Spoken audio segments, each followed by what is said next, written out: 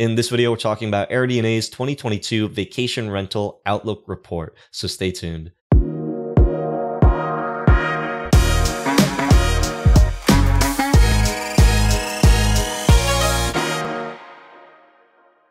Hey, welcome back, Host Nation, to another episode of Vacation Rental Machine. I'm Julian Sage with John Bell. And in this video, we're going to be reviewing together AirDNA's Vacation Rental Outlook. In this video, we're going to be talking about their vacation rental report, which they have collected a lot of really valuable data for us, and as well as information on over 10 million vacation rentals in 120,000 different global markets. AirDNA, if you don't know, they are the leading tool in the short-term rental space for data. A lot of investors use them for being able to help analyze properties and find out how much a property could potentially make in a specific market. If you haven't already checked out some of our videos about AirDNA, as well as being able to analyze markets, you can check the videos down in the description box where we have talked about that. But in this video, we just wanted to go over together and highlight some of the things that John and I noticed inside of the report and help share that with you in case you are not aware. So AirDNA starts their report basically recapping 2021 and also wrapping up the year.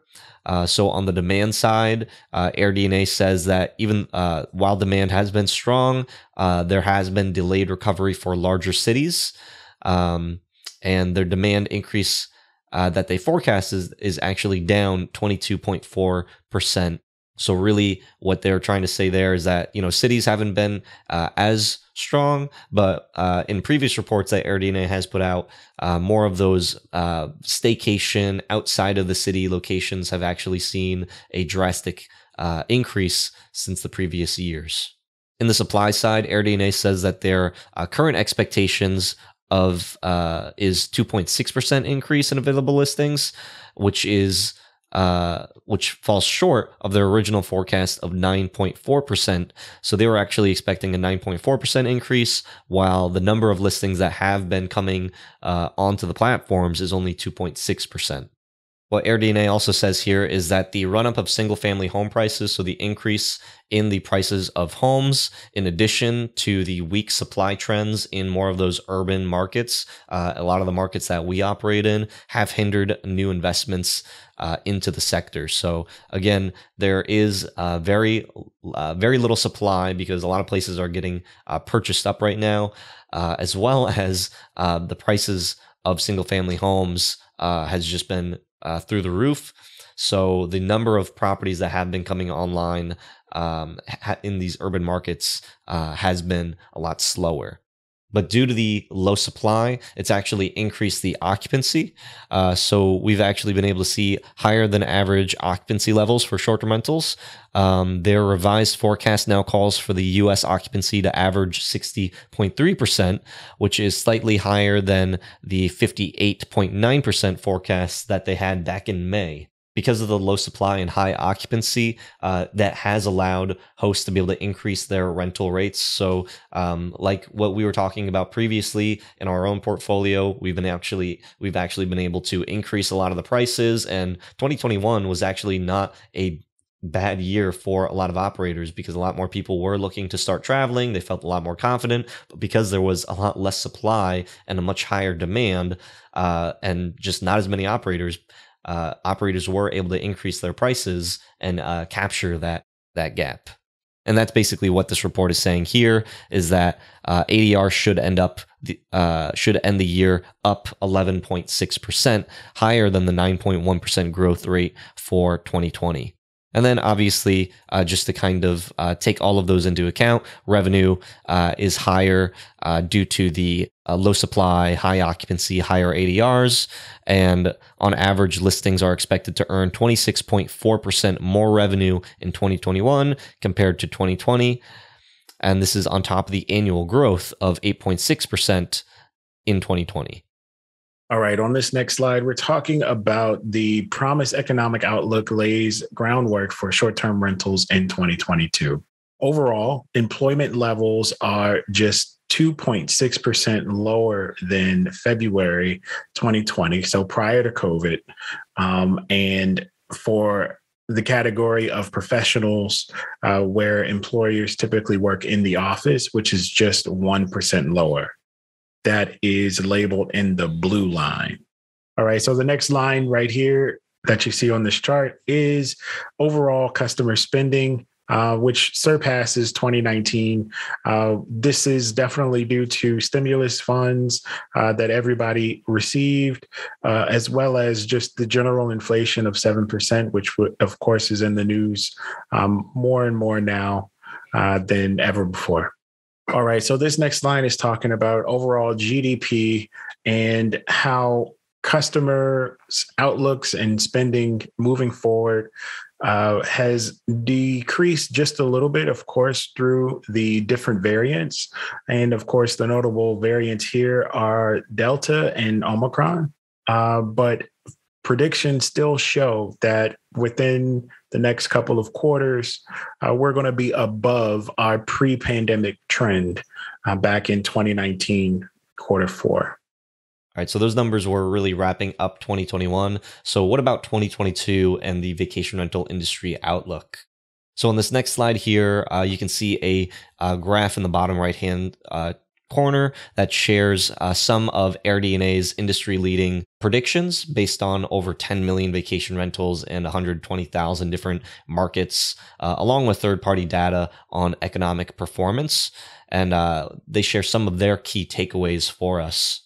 So first is, while the stage is set for demand to fully recover by the end of 2021, 2.6% higher than in 2019, they expect demand to grow another 14.1% in 2022 over 2021 levels. Next, with the number of available listings still 9% below 2019 levels and existing properties essentially full during peak travel periods, demand growth will hinge on more on supply coming online to accommodate more travelers or higher occupancy of existing listings. So we're either going to see more supply come into the market or higher occupancy. Next, occupancy is set to continue its strong trend in 2021 with an average rate of 59.8% in 2022.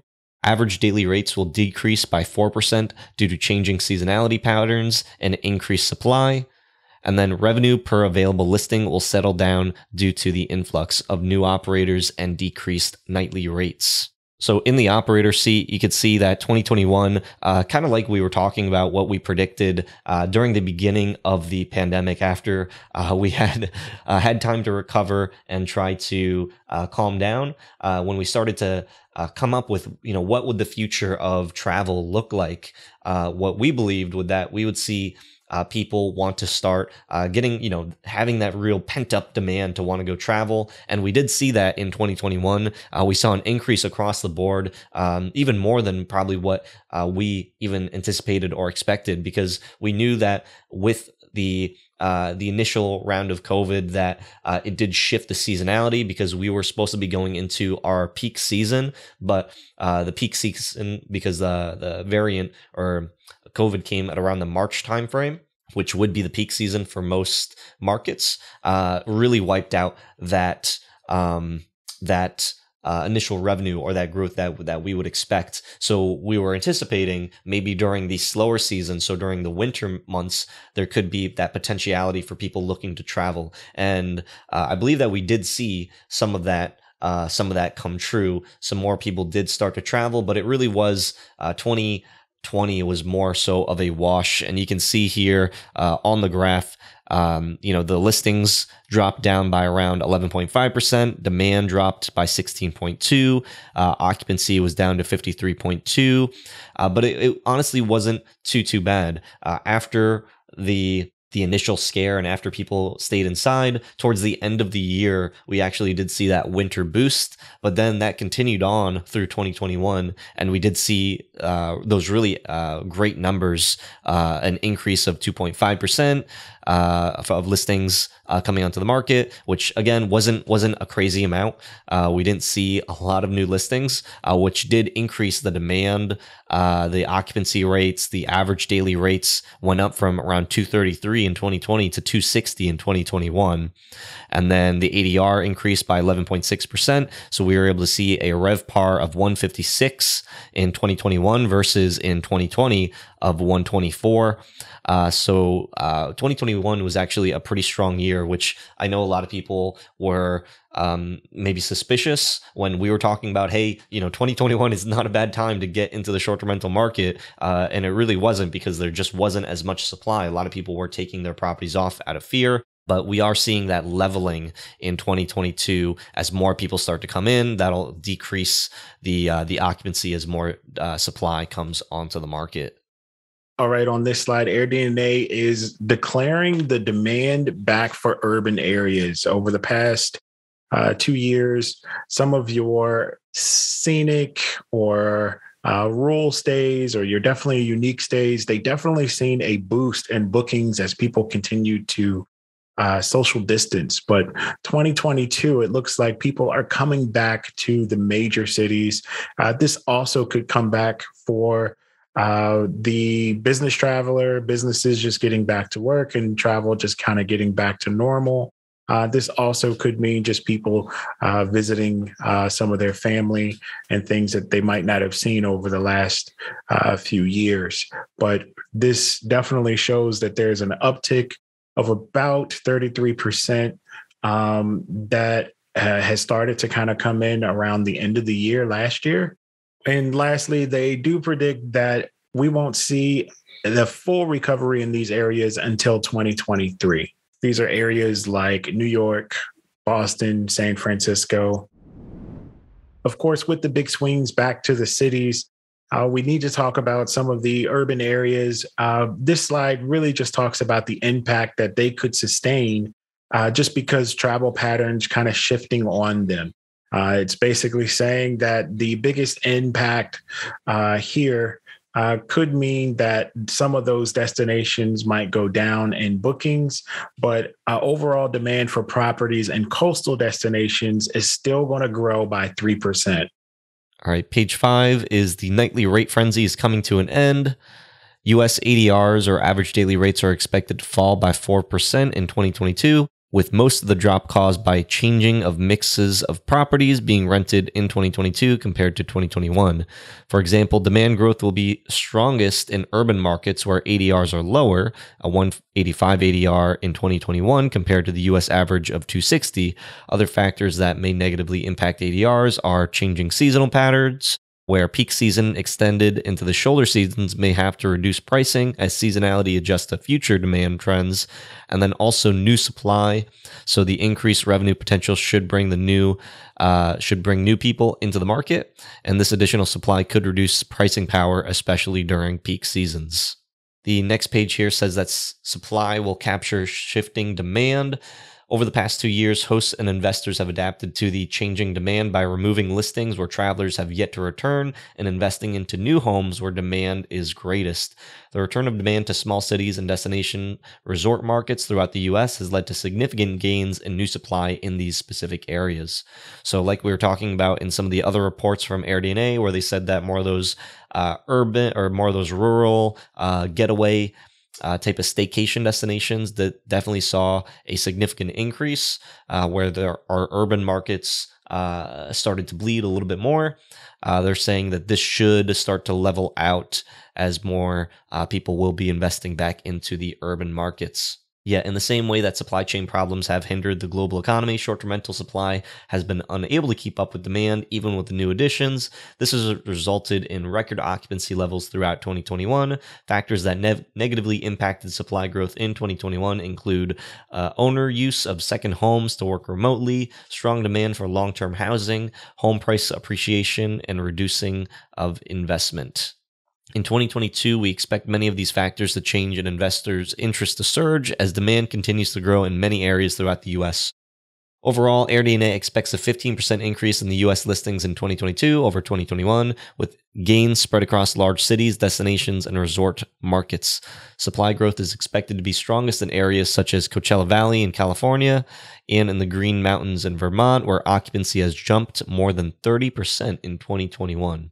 So then you can see at the bottom right, there is a little chart that shows some of the different markets and where the total number of listings versus the demand is. So you can see down at the bottom of the chart, large city urban, that the total number of listings decreased nearly 20%, but the demand for those listings had decreased almost to 40% in the large city areas, where areas such as small city rural have actually seen an increase of only about 25%, where the demand has gone up nearly 60% versus 2019. And that demand has increased across the board pretty significantly, around 20% for destination resort areas such as mountain and lakes, coastal and mid-sized cities has also gone up. But the largest demand has been those small city rural destinations. All right. So flex work is the next big flex. Definitely, this title says it all. This is definitely the newest target, probably from here forward, since about 60% of the employers expect to have some type of hybrid approach for returning back to the office. This means digital nomads are definitely who we should add into our list of people that we want to serve. All right. With that, this chart shows that unfortunately, not everyone will want to stay in the US as they continue to work, and they can work from anywhere. This shows that people are looking to go elsewhere, other countries like South America, Brazil, Colombia, Peru, Chile, some of the cheaper countries where they could definitely take those American dollars and live like a king. But there is a good mix of people that want to go over to Europe, but people are expecting to stay longer. So booking 28 days or more in some of those areas. We did see this already within the US, which is why I think this report is possibly true, that we won't see as many midterm or long-term stays as we did within the US is related to COVID stays. However, outside of the US, as borders somewhat start to open and as people are getting vaccinated, we can travel abroad and spend significant time elsewhere, which is unlike just travel in general for most. Page 12 here says that revenue potential of short-term rentals has continues to rise. The average annual revenue earned by short-term rentals listed full-time grew to $56,000. That's the highest level ever at the end of 2021. This is a full 35% higher than at the start of the pandemic. One key thing to note here is this growth has outpaced even the meteoric rise in housing prices, which has gone up by 24.8% over the same period, according to Zillow. Zillow also expects the U.S. demand to exceed the supply of available homes in 2022, but for home value appreciation to slow down. With 6.4 million existing homes to close in 2022, there'll be many opportunities to invest into high potential short-term rental markets. The combination of increased supply and weakening ADR growth will lower the overall revenue potential of the US in 2022 with an expected decline of 4.8%. It's expected to stabilize and increase again starting in 2023. Page 13 says travel in 2022 is that big stays and unique experiences are on the rise. One of the defining trends of the pandemic is the appeal of short-term rentals that accommodate groups and families.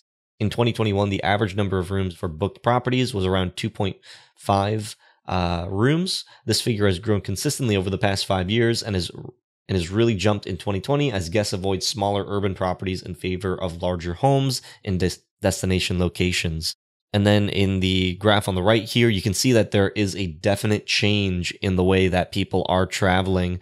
In 2017, the average number of rooms booked per reservation was around 2.3 rooms. And now in 2021, 2022, you can see that has jumped up quite significantly, where it's around 2.5 rooms that people are looking to book.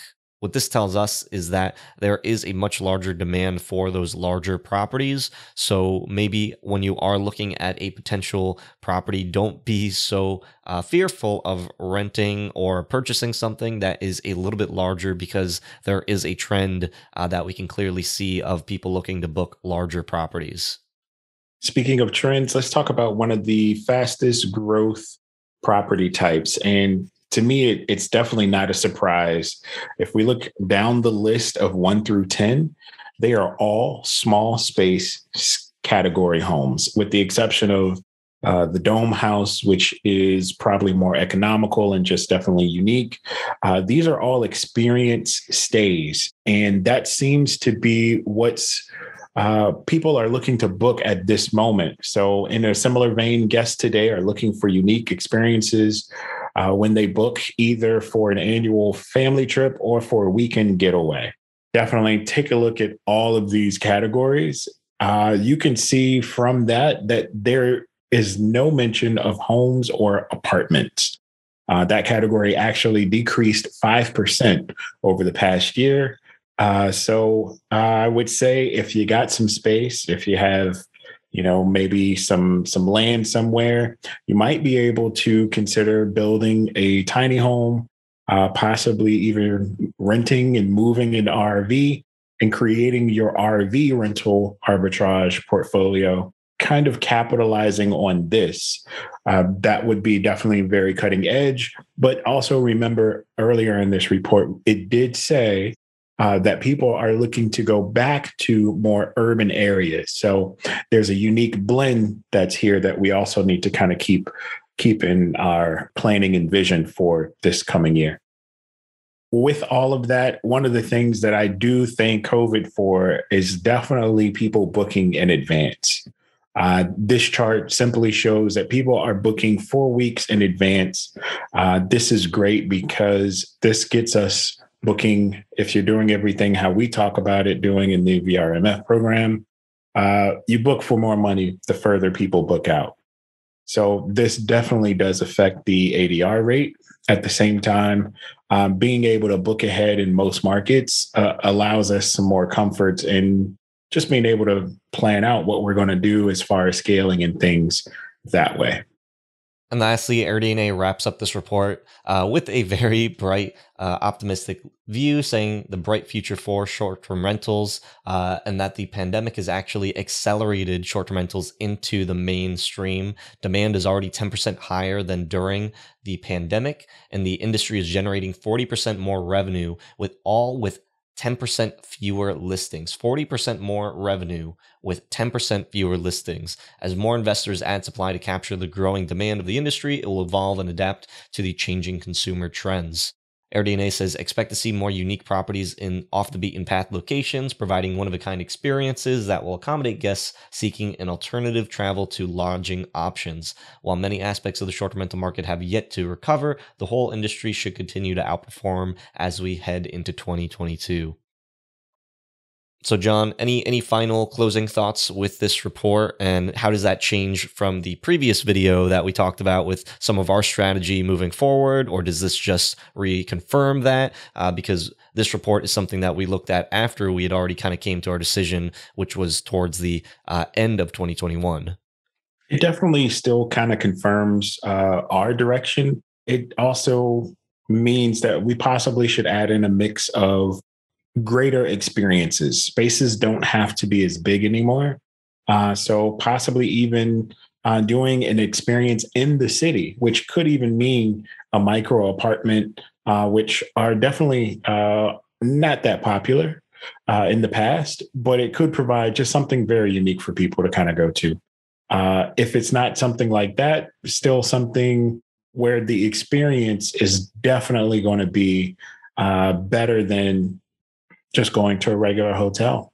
No, I don't think this report changes much about our direction or anything. I think, if anything, we want to start to include some more unique stays. But us purchasing buildings and increasing our co-hosting, that doesn't mean that we can't get into some of these popular destinations like the tiny homes and grow in some of those categories. But overall, what we're seeing is still a confident trend toward short-term rentals, along with possibly aligning ourselves more with the hotels, allowing for us to really kind of capitalize on The new audience with the decreased projections and people actually bringing on new properties. That does mean more profit for us hosts, especially the ones that have been doing this for a little while and have a good foundation as far as reviews go. Yeah, I mean, I think this outlook is right on. I'm not surprised at any of the data that's here. Yeah, I think this report just makes me feel like a wizard because I think a lot of the stuff that we were talking about in 2021 and even 2020, while we were going through the pandemic, we were coming up with some ideas of what it could potentially turn out to be, and I'm just glad that the data supports my confirmation bias. So moving forward, I'm really excited for the short-term rental space. And, would love to know in the comment section down below what you think of this report and how does this potentially change your strategy moving forward into 2022. Love to be able to know in the comment section down below. And until next time, Host Nation, keep on hosting.